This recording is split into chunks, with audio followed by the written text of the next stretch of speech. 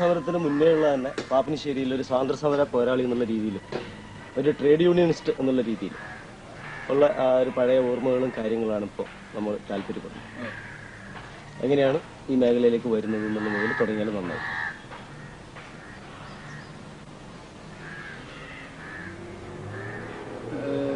ആദ്യം നമ്മൾ തുടങ്ങുമ്പോൾ രാഷ്ട്രീയമൊന്നുമല്ല, രാജ്യത്ത് അന്ന് അനുഭവിക്കുന്നതിന് ചിന്തിക്കുമുണ്ടാകുന്ന പ്രയാസത്തിൽ നിന്ന് എങ്ങനെ മോചിതനാകണം എന്നാണ് അന്ന് ചെറുപ്രായത്തിലേ ഉണ്ടായ അവസ്ഥ. കാരണം സ്വന്തമായി ഒന്നുമില്ലാത്തതുകൊണ്ട് അന്യാശ്രയമാണ് അന്നത്തെ ജീവിതം. പണിയെടുക്കുന്നതിന് മുൻപ് തന്നെയും അന്യാശ്രയം വേണ്ടി വന്നു എന്ന് പറഞ്ഞാൽ താമസത്തിനുള്ള സൗകര്യം. അപ്പോൾ എന്തായി, അതിലുമുണ്ട് ചില ക്രൂരത, ചില ദയാലുത്വം കാട്ടുന്നവരുമുണ്ട്. ആ ക്രൂരത അവസാനിപ്പിക്കാൻ ഈ രാജ്യത്ത് ഞാൻ മാത്രമല്ല, നമ്മളെ കുടുംബം മാത്രമല്ല, പൊതുവെ നമ്മളെപ്പോലെ തട്ടിലുള്ളവരെല്ലാം അന്ന് ഒരഭിപ്രായമാണ്. എടാ, ഇത് എത്ര കാലം സഹിക്കും എന്ന് പരസ്പരം പറയാത്തവരില്ല.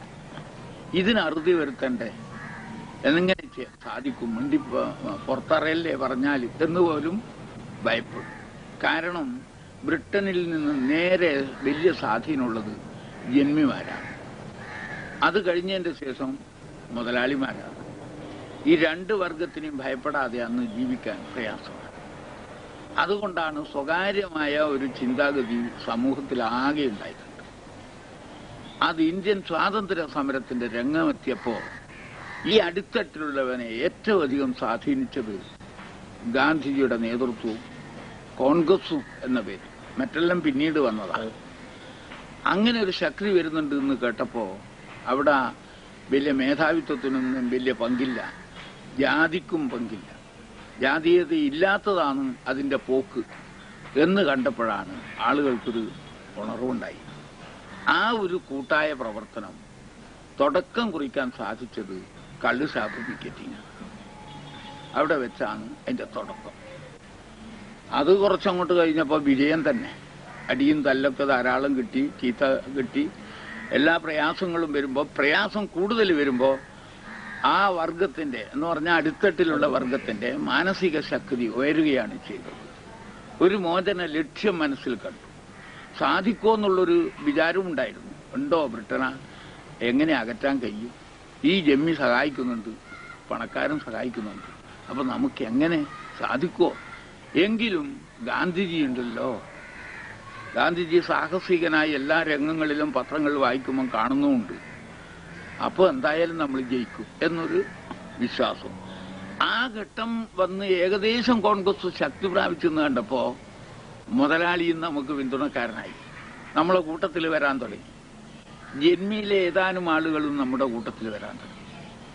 അവിടെയാണ് ഇന്നത്തെ രാഷ്ട്രീയ എതിർപക്ഷത്തുള്ള വിഭാഗത്തിന്റെ മുദ്രാവാക്യം മാറി സാമുവലാറോനും കരക്കാട്ട് ജന്മിയും ഉൾപ്പെട്ട ഈ രാജ്യത്തെ മോചിതമാകുമോ, ആ കോൺഗ്രസിനെ നമുക്ക് വിശ്വസിക്കാനാകുമോ എന്നുള്ള ഒരു ചോദ്യം.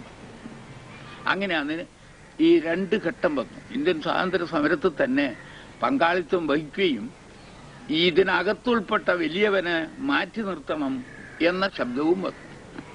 ഈ ശബ്ദത്തിന് ഗാന്ധിജി മറുപടി പറഞ്ഞത്, ഇന്നൊരു മോചന സമരമാണ്, ഇതില് മറ്റ് ഇല്ല, ഇന്ത്യൻ ജനത എന്ന കാഴ്ചപ്പാടിലാണ്. ജവഹർലാൽ വിശദീകരണവും തന്നു. അതൊക്കെ ഇന്ന് പറയേണ്ടതല്ല, നമ്മൾ ഇന്ത്യക്ക് സ്വാതന്ത്ര്യം കിട്ടുക എന്നതാണ് ഇന്നത്തെ പരമമായ ലക്ഷ്യം. അതിനുശേഷം എങ്ങനെ മുൻപോട്ട് പോകണമെന്ന് അന്ന് തീരുമാനിക്കപ്പെടേണ്ടതാണ്. പിന്നെ മറ്റേത് രാഷ്ട്രീയ പാർട്ടിയെക്കാളും ഒരു പ്രത്യേകത ഞങ്ങൾക്കുണ്ടായത്, ഏത് കോൺഗ്രസിന്റെ യോഗങ്ങളിലും പൊതുയോഗങ്ങളിലും പ്രമേയം ഉണ്ടാവും. ഈ പ്രമേയത്തിലെ കൂടിയാണ് ആവശ്യങ്ങൾ ഉയർത്തിയത്. ഏതാവശ്യത്തിനാണ് ഞാൻ പ്രവർത്തിക്കുന്നത് എന്നുള്ള പ്രമേയം. ഈ പ്രമേയം തിരിഞ്ഞ് എവിടെ എത്തിയെന്ന് ചോദിച്ചാൽ ഇന്ത്യൻ ഭരണഘടന നിർമ്മാണ സമിതിയിലേക്ക് എത്തി. അന്ന് മുതൽ അയച്ചിരിക്കുന്ന പ്രമേയങ്ങൾ മുഴുവനും നിർമ്മാണ സമിതിയിൽ ചർച്ച ചെയ്യപ്പെട്ടു. അങ്ങനെയാണ് ഭരണഘടനയിൽ നമ്മുടെ ആവശ്യങ്ങൾ കൂടുതലും വളരെ പെട്ടെന്ന് തന്നെ വന്നു ചേർന്നു. ദീർഘകാലത്തെ പ്രമേയമാണ്. കോൺഗ്രസ് അംഗീകരിച്ച പ്രമേയങ്ങൾ നാട്ടുമ്പുറത്ത് ചേർന്ന യോഗത്തിൽ വെച്ച് റെസൊല്യൂഷൻ മൂവ് ചെയ്യുക, അത് പിന്താങ്ങുക, ഇതൊക്കെ തന്നെ കേന്ദ്രീകരിച്ചതാണ് ഇന്ത്യൻ ഭരണഘടനയുടെ ഘട്ടത്തിൽ വന്നത്. അത് അവതരിപ്പിക്കുന്ന അവസരമുണ്ടായ ചർച്ചയിൽ എത്രയോ ആയിരക്കണക്കായ തള്ളലുകളും ചർച്ചകളും നടന്നിട്ടുണ്ട്.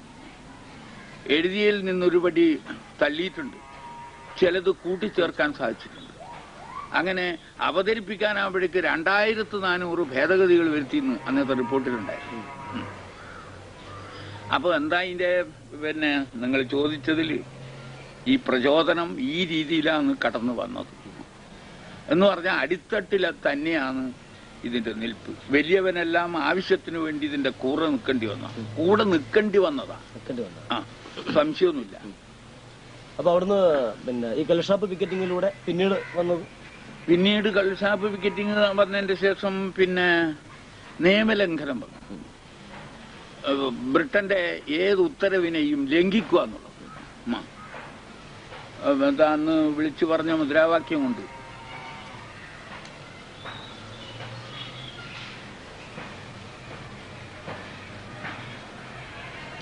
ഈ കൃഷിഭൂമി കൃഷിക്കാരൻ എന്ന മുദ്രാവാക്യം ആ കാലത്ത് വന്നു. ആരാണോ കൃഷി ചെയ്യുന്നത് അവനായിരിക്കണം കൃഷിക്കാരൻ.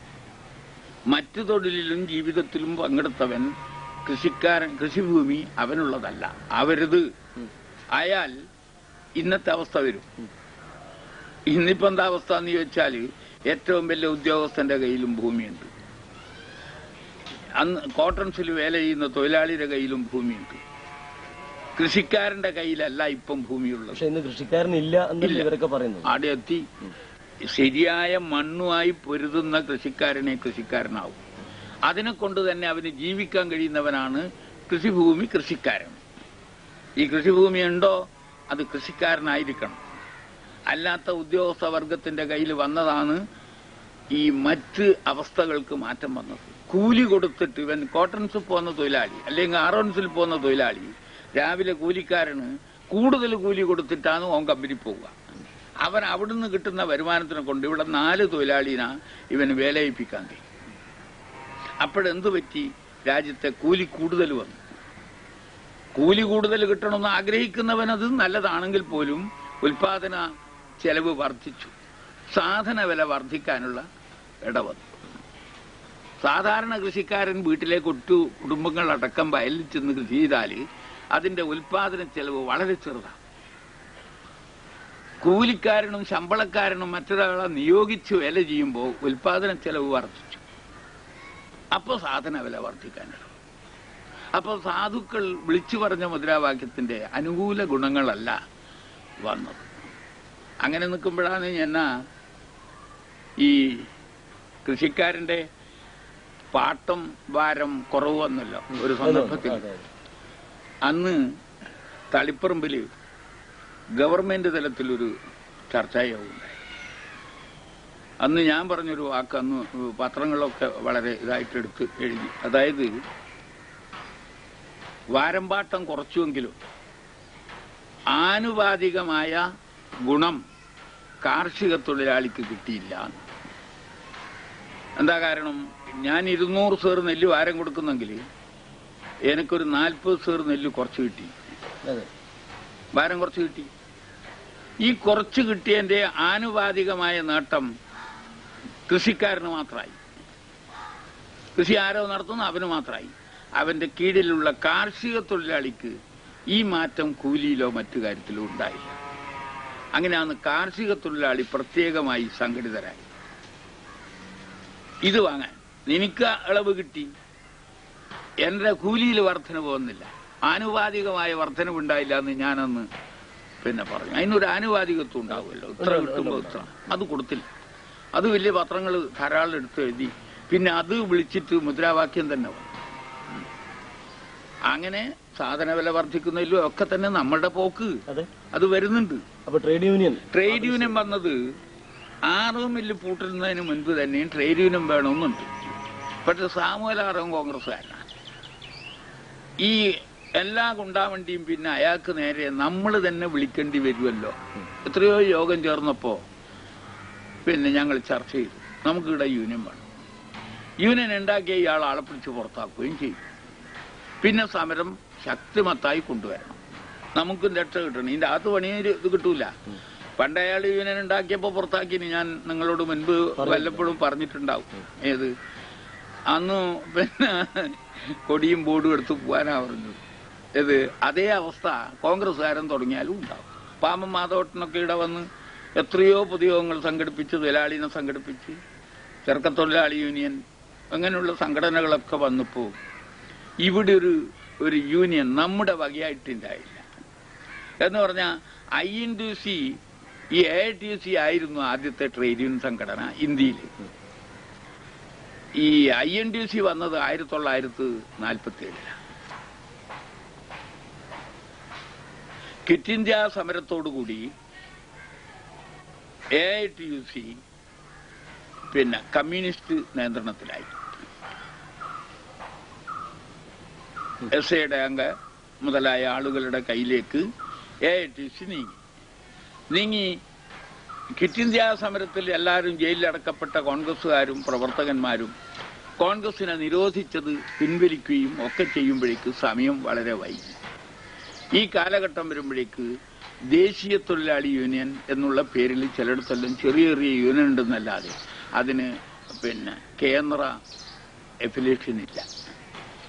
അത് വന്നത് ഗാന്ധിജി തന്നെയാണ് മരിക്കുന്നതിന്റെ ഏതാനും മാസം മുൻപ് ഈ Indian national trade union Congress എന്ന് പറഞ്ഞിട്ട് പിന്നെ കോൺഗ്രസിന് ട്രേഡ് യൂണിയൻ ഉണ്ടാക്കി. മറ്റേത് കമ്മ്യൂണിസ്റ്റ് പാർട്ടിയുടെ കയ്യിലേക്ക് പോയി. AITUC അഖിലേന്ത്യാ ട്രേഡ് യൂണിയൻ കോൺഗ്രസ്. അതായിരുന്നു കോൺഗ്രസ് 1917 ഉണ്ടാക്കിയത്. 17 അത് അനസൂയ ബഹൻ എന്ന ഒരു സ്ത്രീയാണ് അതിന്റെ ആരംഭക്കാരി. 17 ഈ രാജ്യത്ത് കോളറ വന്നിരുന്നു, പ്ലാഗ് രോഗം വന്ന് തൊഴിലാളികൾ മുഴുവനും വ്യവസായത്തിൽ പോകാൻ സാധിക്കാത്ത സാഹചര്യം. ഈ അനസൂയ ബഹൻ എന്ന സ്ത്രീ ഒരു സാമൂഹ്യ പ്രവർത്തകയാണ്. അവർ ഈ തൊഴിലാളികളുടെ വീടുകളിലൊക്കെ നിത്യേന കയറിയിറങ്ങും.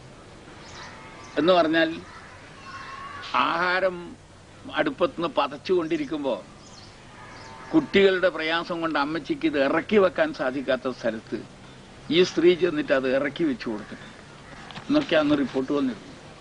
അങ്ങനെ സേവന നിരതയായി അവരോടൊപ്പം സ്ത്രീകളെയും പങ്കെടുപ്പിച്ചുകൊണ്ട് അനസൂയ ബഹൻ എവിടെയാ തുടങ്ങിയത്? ബോംബെക്കടുത്തുള്ള ഏറ്റവും വലിയ ടെക്സ്റ്റൈൽ സ്ഥാപനമായ ഓർമ്മ കിട്ടുന്നില്ല, അവിടെയായിരുന്നു. അവിടെ സംഘടന 17 സൃഷ്ടിച്ചു. ആ സ്ത്രീയുടെ നേതൃത്വത്തിലാണ് തുടക്കം. അപ്പോഴേ ഗാന്ധിജി 17 ഈസ്റ്റ് ആഫ്രിക്കയിൽ നിന്ന് ഇങ്ങേക്ക് വരികയും ചെയ്തു. വന്നതിന്റെ ശേഷം ഈ ക്യാമ്പിലൊക്കെ ഗാന്ധിജിയുടെ പോക്കും തൊഴിലാളികളുടെ പ്രയാസങ്ങൾ മനസ്സിലാക്കാൻ, ഈ പ്ലേഗ് രോഗത്തിന് ശമനം കാണാനുള്ള പ്രവർത്തനം തുടങ്ങി. അങ്ങനെ വന്നപ്പോൾ ട്രേഡ് യൂണിയൻ AITUCയുടെ കയ്യിലായി. എപ്പം? ക്വിറ്റ് ഇന്ത്യ സമരത്തിൽ 42.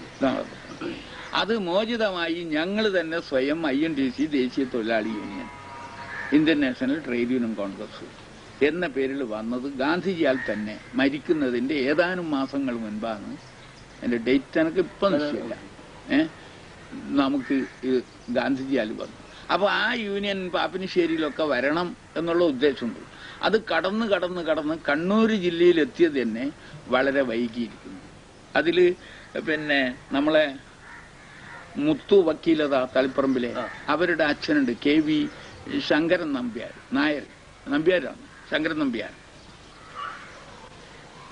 അദ്ദേഹമൊക്കെയാണ് TPG നമ്പൂതിരി, ഇങ്ങനെ കണ്ണൂരിലുള്ള ആളുകളൊക്കെ ചേർന്നാണ്. അതില് മാഹിയിലെ ഭരതൻ C ഭരതൻ,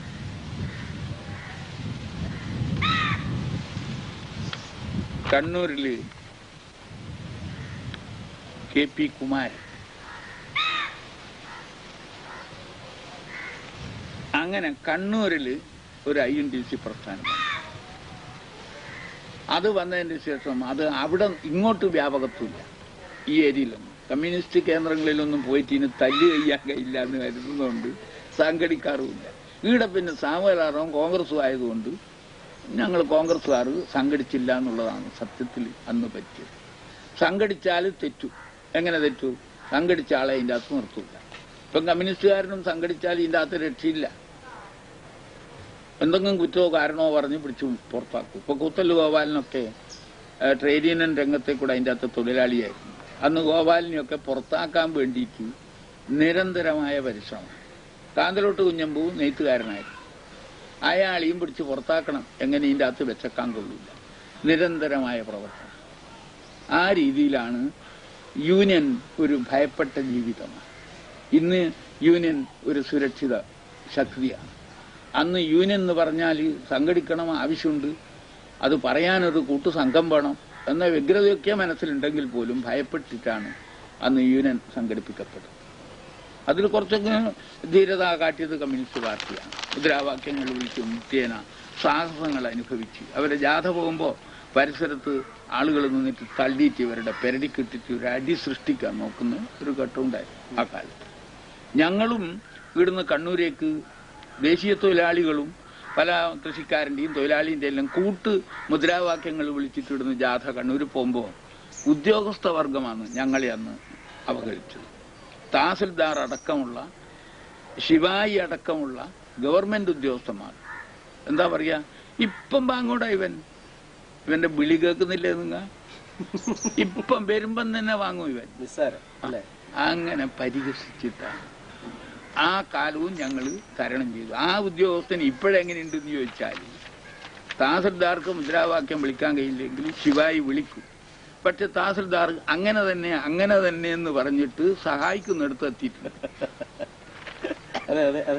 ഞങ്ങൾക്ക് വാസ്തവത്തിൽ ബഹു സന്തോഷമാണ്. ഞങ്ങളെ അപമാനിച്ചവര് ഇന്ന് ആ രീതിയിലും ഞങ്ങളോടൊപ്പം എത്തി. ഒരു മിനിറ്റ്. അപ്പൊ സംഘടിച്ചാലേ രക്ഷയുള്ളൂ എന്നുള്ള ബോധം പരക്കും. അപ്പൊ ഇവിടെ എന്ത് സംഭവിച്ചു? ആർഒനുമായി വളരെ എതിരായി തന്നെ ശക്തിമത്തായി പ്രവർത്തിക്കുന്ന ഒരു യൂണിയൻ ആയിരുന്നു ആർഒൻ മിൽസ് വർക്കേഴ്സ് യൂണിയൻ. അത് AITCന്റെ കയ്യിലാണ്. പക്ഷേ മില്ലുകളിലുണ്ടാകുന്ന ദൈനംദിന പ്രശ്നത്തിനൊന്നും അന്ന് പരിഹാരമില്ല.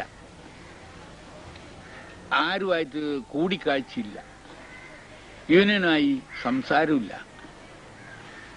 ഡിമാൻഡ് അയക്കും, പറിച്ചു കയറും, അത്രയേ ഉള്ളൂ. അങ്ങനെ വന്നപ്പോൾ കോൺഗ്രസ്സുകാർക്ക് എല്ലാവർക്കും തോന്നി ആനുകൂല്യം പല സ്ഥലങ്ങളിലും വ്യത്യസ്തമാണെന്ന്. ഇങ്ങനെ ഒരു ഏകീകരണം കിട്ടിയിട്ടില്ല. അവിടെയൊക്കെ അവർ വാങ്ങുന്നുണ്ട്, നമുക്കിവിടെ കിട്ടുന്നില്ലല്ലോ എന്നുള്ളത് കൊണ്ട് സംഘടിക്കണം എന്നുള്ളൊരു സ്വഭാവം ഇങ്ങനെ ഉണ്ടായി. പക്ഷെ മില്ല് പൂട്ടിപ്പോയത് ഉർവശി ശാപം ഉപകാരം പോലെയാണ് പിന്നെ ഞങ്ങൾക്ക് പരിണമിച്ചത്. അങ്ങനെ ചിന്തിക്കുമ്പോഴാണ് അത് പൂട്ടാനിടവന്നത്. പൂട്ടിയതിൽ തന്നെയും ആർഒ മാത്രമല്ല, മുതലാളി വർഗത്തിന് മുഴുവൻ അതിലൊരു പങ്കുണ്ട്. അത് ഇയാളൊരു ടെസ്റ്റ് ഡോസാ.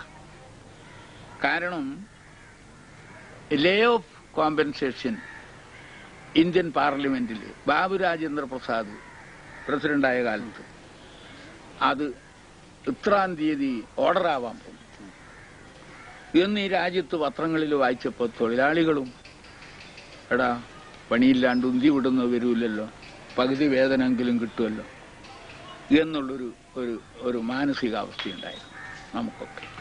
ലേ ഓഫ് കോമ്പൻസേഷൻ എന്ന് പറഞ്ഞാൽ മില്ലിൻ്റെ അകത്ത് ഹാജരായാൽ ഇന്നലെ എനിക്ക് എന്താ കിട്ടിയിരിക്കുന്നു അത് ബേസിക് വേജസിന്റെ പകുതി ഇന്ന് കിട്ടും. കുറെ കഴിഞ്ഞപ്പോഴാണ് DA ഉൾപ്പെടെയുള്ള പകുതി വേതനത്തിന് അർഹത വന്നത്. ആദ്യം അതാണ് കേട്ടത്. അപ്പൊ തന്നെ നമുക്ക് കുറച്ചൊരു ആശ്വാസമായി. കാരണം രാവിലെ പണിക്ക് പോയി ഒന്നും അനുകൂലമല്ലാന്നോ പൊടുന്ന് പറയും. അന്നൊന്നുമില്ല. അങ്ങോട്ടും ഇങ്ങോട്ടും പോയ ചെലവും ചായ കുടിയും നഷ്ടമാണ്. വീട്ടിലിരുന്നതാണെങ്കിൽ പ്രയാസമില്ലല്ലോ എന്ന് തോന്നുന്ന ഒരു അവസ്ഥയുള്ള കാലത്താണ് ഈ നിയമം വന്നത്. ആ നിയമത്തിനെ സത്യത്തിൽ പൊളിക്കാനാണ് ആർഒന്റെ മനസ്സിലെ ഉദ്ദേശം. ആർഒന് ഇവിടെ ചുറ്റുപാടുകൾ ആ രീതിയിൽ വന്നിരിക്കുന്നു. കുറെ കടമെടുത്തിരിക്കുന്നു, അത് വീട്ടിൽ തീർക്കാൻ പ്രയാസം. ഈ നിയമവും കൂടെ വന്നാൽ എന്റെ സ്ഥിതി എന്താകുന്ന അയാൾ ചിന്തിച്ചു. അപ്പൊ ഏതെങ്കിലും വിധത്തിൽ ഇടുക, ഇത് ഇട്ടിട്ട് റീഓപ്പനിങ് നടത്തുന്നതിൽ സർക്കാരിന്റെ സഹായം കിട്ടുമെങ്കിൽ അത് വിനിയോഗിക്കുക. എന്നാ എനക്ക് വരൂല്ലല്ലോ. ആ നഷ്ടത്തിന് ഗവൺമെന്റിന് സ്റ്റഡി ചെയ്യാൻ കഴിഞ്ഞാൽ എന്ത് കാരണത്താലാണ് ആ നിയമം വന്നതുകൊണ്ടാണ് ഇതിന് നഷ്ടം സംഭവിച്ചതെന്ന് വിലയിരുത്താൻ ഗവൺമെന്റിനെ കൊണ്ട് തന്നെ അംഗീകരിപ്പിക്കാൻ കഴിയല്ലോ എന്നുള്ളൊരു ചിന്ത അയാൾക്ക് വന്നു. അതിനു മുൻപ് ത്രൈപാർട്ടി കമ്മീഷന്റെ ഒരു റിപ്പോർട്ട് വന്നു. പിന്നെ ഗവൺമെന്റ്, മുതലാളി, തൊഴിലാളി പ്രതിനിധി. അത് മദിരാശിയിലാണ്. അന്ന് നമ്മൾ മദിരാശിപ്പെട്ടതാണ്. അതുകൊണ്ട് അവിടുത്തെ നിയമമാണ് ഇവിടെയും ബാധകമാകുക. ആ ത്രൈപാർട്ടി കമ്മിറ്റിയിലെ വെങ്കിട്ടരാമ അവാർഡ് എന്നാ പറയാ അതിന് അന്ന്. ആ അവാർഡ് പ്രകാരം കൂലിയിൽ ഒരു ഗണ്യമായ മാറ്റം നമുക്കുണ്ടായി. കിട്ടിക്കൊണ്ടിരിക്കുന്ന കൂലിയുടെ നേരെ കൂലി വർധനവുണ്ടായി. വെങ്കിട്ടരാമ അവാർഡ് എന്നാണ് അതിന്.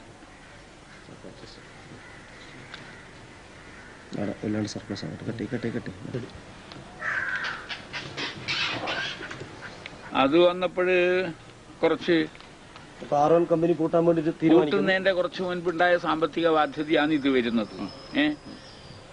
അപ്പോഴ് തൊഴിലാളികൾക്കൊക്കെ ബാക്ക് വേജസ് കുറച്ച് വന്നു. അന്ന് പവന് 54 രൂപ വിലയേ ഉള്ളൂ. അപ്പോ സ്ത്രീ തൊഴിലാളികൾക്കൊക്കെ 10 മാസത്തോളമുള്ള ബാക്ക് വേജസ് കൊടുക്കാൻ വിധി വന്നു. അപ്പോ ആ സംഖ്യ ഒരേ അവസരം തന്നെ തൊഴിലാളിക്ക് കിട്ടി. 3-4 പവൻ കൈവശാക്കാൻ സ്ത്രീകൾക്ക് സാധിച്ചു. അത് ഈ കാശ് കൊടുത്തിട്ട് ഒരാഴ്ച കഴിഞ്ഞപ്പോ രാവിലെ അവരുടെ വരുത്ത് ഒരു കാണേണ്ടത് തന്നെയാണ്. എല്ലാവരുടെ കഴുത്തിലും ചൈൻ. അതുവരെ ഒരു ചൈൻ ഉണ്ടാവില്ല, അത്ര പ്രയാസ. അങ്ങനെ അന്ന് എല്ലാ ഉദ്യോഗസ്ഥന്മാരും സുമിത്രനാർവനും വളരെ ഹാപ്പിയായി വന്ന് സ്ത്രീ തൊഴിലാളികളുടെ സ്ഥലത്തായിരുന്നു ഞാൻ കുറച്ചു കാലം മേസ്ത്രിയായിരുന്നു. അപ്പൊ അവിടെ വന്ന് അങ്ങനെ നിന്ന് നോക്കും. എന്നിട്ട് അയാൾ റൂമെന്ന് പറയും, ഇന്ന് കാണാനൊരു രസമായിട്ടുണ്ട്. തീരെ ഇതുവരെ ഗഹത്തിലില്ലാത്തവരെ ഗഹത്തിലൊക്കെ ഓരോ സ്വർണത്തിന്റെ മാലയുണ്ട്. അവരിന്ന് ഉടുപ്പുമൊക്കെ നന്നാക്കി. ഇങ്ങനെ ആയിരിക്കണം എന്ന് അയാൾ പറയും. പക്ഷെ അതെല്ലാം മില്ലിനൊരു സാമ്പത്തിക ബാധ്യത നേരിട്ടു.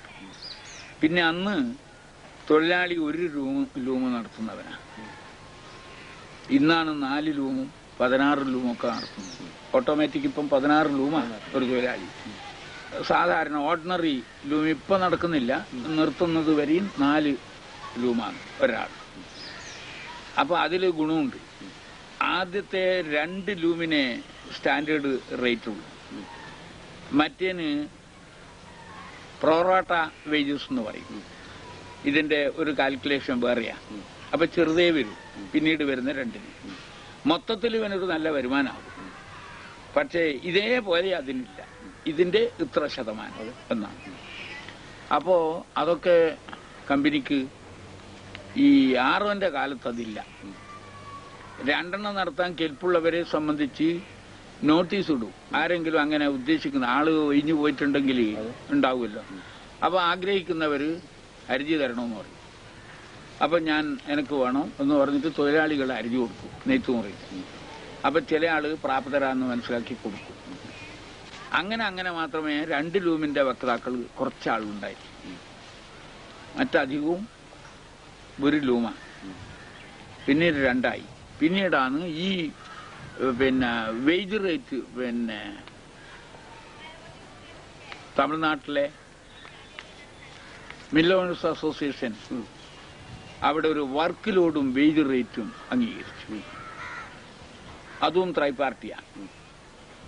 അപ്പോൾ ആ വർക്ക് ലോഡും വേജ് റേറ്റും ഏത് ടെക്സ്റ്റൈൽ സ്ഥാപനത്തിലും കൊടുക്കാൻ കഴിയെങ്കിൽ ആ വേജ് റേറ്റ് ഇംപ്ലിമെന്റ് ചെയ്യാൻ സാധിക്കും എന്ന് മാനേജ്മെന്റിന്റെ ഭാഗത്തുനിന്ന് സമ്മതിച്ചു. അങ്ങനെ അതും ഇവിടെ നടപ്പിൽ വരും. അപ്പോൾ കുറച്ച് സൗകര്യമുണ്ട് ജീവിതത്തിന്. അങ്ങനെ ഇതെല്ലാം കൂടെ നോക്കുമ്പോൾ അത് ലേ ഓഫ് കോമ്പൻസേഷന് എത്തുമ്പോൾ ലൂമ് 4 നടത്തുന്നവരല്ല ഇവിടെ ഭൂരിപക്ഷവും. 4 നടത്തുന്നവനാണെങ്കിൽ അവന്റെ വേജസിന്റെ ഒരു വശമല്ലേ കൊടുക്കണ്ടു.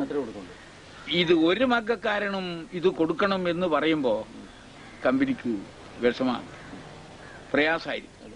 ഈ പ്രയാസം ട്രേഡ് യൂണിയനുമായി കൂടിയിരുന്ന് സംസാരിക്കാൻ സാധിച്ചിരുന്നുവെങ്കിൽ ഒരു സെറ്റിൽമെന്റിലെത്തിക്കാൻ അന്ന് കഴിയുമായിരുന്നു. പക്ഷെ അതിന്റെ രംഗമല്ല AITC-യിലേക്കൂടെ മാനേജ്മെന്റുമായിട്ടുണ്ട് നിലവിലുണ്ടായി. അപ്പോഴാണ് കോൺഗ്രസുകാരായ ആളുകൾക്ക് ഈ ലൈൻ മാറ്റി കൂടിക്കാഴ്ചക്ക് നടത്താവുന്ന ഒരു വേദി സൃഷ്ടിക്കണമെങ്കിൽ നമുക്കും യൂണിയൻ വേണം എന്ന് ചിന്തിച്ചുകൊണ്ടിരിക്കുമ്പോഴാണ് ഈ മില്ല് 54 പൂട്ടിയത്. 55 മെയ് മാസത്തിലാണ് അതിന്റെ ലേലം കഴിഞ്ഞത്. ഓപ്ഷന് ഇതിന് വെക്കുവായത്. അങ്ങനെയാണ് ഇന്നത്തെ വെസ്റ്റേൺ ഇന്ത്യ കോട്ടൺസായി മാറിയതിന്റെ ശേഷം ഈ വേജ് റേറ്റും വർക്ക് ലോഡും എല്ലാം ഫിക്സ് ചെയ്ത് ഇന്ന് ആ രീതിയിലാണ് ആ സ്ഥാപനം മുമ്പോട്ട്. ഇപ്പോൾ കേരളത്തിൽ 30 ടെക്സ്റ്റൈൽ വ്യവസായമുണ്ട്. ആരോടൊപ്പം മരിക്കുന്നത് 76-ലാണ്. അപ്പോഴത്തേക്ക് വളരെ പാപ്പരായ ഒരവസ്ഥയായിരിക്കും. അതൊന്ന് ഇടുന്ന സ്ഥലം വിട്ടുമല്ലോ. ഇവിടെ കോട്ടൺസ് ഇതെടുക്കലോടുകൂടാ മില്ലിന് ബന്ധപ്പെട്ടതാണ് അവരുടെ ക്വാർട്ടേഴ്സ്. അതുകൊണ്ട് മില്ല് ആരെടുക്കുമ്പോഴും ക്വാർട്ടേഴ്സ് ഓട്ടോമാറ്റിക്കായി അതിന്റെ കൂടെ പോകും. അതുകൊണ്ട് ഇയാൾ ഇടുന്ന എന്ത് ചെയ്തു, തളാപ്പിൽ അയാൾ പണ്ട് കന്റോൺമെന്റിൽ താമസിച്ചു. ഇന്നത്തെ ലഞ്ചോമില്ലേ, കണ്ണൂരിൽ ലഞ്ചോം, അത് അവര് താമസിച്ച വീടാ ആ കാലത്ത്. അങ്ങനെ അതെല്ലാം വിറ്റാണ് അവരിങ്ങോട്ട് കടന്നെത്തിയത്. ഈ പോക്ക് അവര് തളാപ്പിൽ ഇയാള് പണ്ട് മുനിസിപ്പൽ കൗൺസിലറായിരുന്നു, തെരഞ്ഞെടുപ്പിന് മത്സരിച്ചിരുന്നു സാമലാണ്. അതുകൊണ്ട് ആ ഭാഗത്ത് ഇയാൾക്ക് ഒരുപാട് കുടുംബവുമായിട്ട് വലിയ അടുത്ത ബന്ധമുണ്ട്. അതെല്ലാം കൊണ്ട് അയാൾക്ക് തോന്നി എനിക്ക് തളാപ്പിലായ തിരക്കേടില്ല, എവിടെയെങ്കിലും താമസിക്കാനുള്ള സൗകര്യം. അങ്ങനെ ആരതോ ഒരു പഴയ വീട് വിലക്ക് വാങ്ങുമായിരുന്നു. അങ്ങനെയാണ് ആരോ മരിച്ചത് കണ്ണൂരിന്നാണ് 76-ലാണ്. അപ്പോ ഈ INTUC-ന്റെ ഇന്ന് പാപ്പനശ്ശേരിയിലെ അവസ്ഥ എന്താ? പാപ്പനശ്ശേരിയിൽ ഇപ്പൊ INTUC ഉണ്ട് മില്ലിനകത്ത്. ഞാനുള്ളപ്പോ നമ്മളത് കുറച്ച് ശക്തിയാണ്. അന്ന് നമ്മളുമായിട്ട് ചിന്തിക്കാതെ ആർക്കും കടന്നു പോകാൻ കഴിയില്ല. നമ്മളാന്ന് മുമ്പന്തിയിൽ. പിന്നെ നമ്മള് ബാർഗെയിനിങ് എന്ത് ചെയ്താലും വിട്ടുവീഴ്ചക്ക് എപ്പോഴും തയ്യാറാണ്. കാരണം മില്ല് നടക്കണം. ഇത് നമ്മളൊരു ചൂടുവെള്ളത്തിൽ വീണതാ. പിന്നെ പച്ചവെള്ളം കാണുമ്പോൾ നമുക്ക് പേടിയുണ്ട്.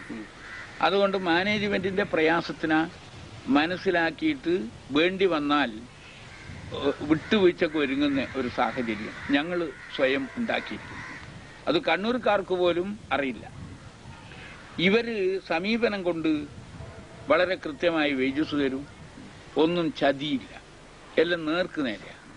പിന്നെ വേജസ് ബോഗസ് റിപ്പോർട്ട് ഒന്നുമല്ല. വേജസ് നിർമ്മാണത്തിന് റെവല്യൂഷൻ പെർ മിനിറ്റ് ഒരു ലൂമിന്റെ RPM ഇത് പരിശോധിച്ചാൽ 8 അവേഴ്സിനുള്ളിൽ ഇതെത്ര തിരിയും, ഇതിനകത്ത് എത്ര കിഴിവ് കൊടുക്കണം.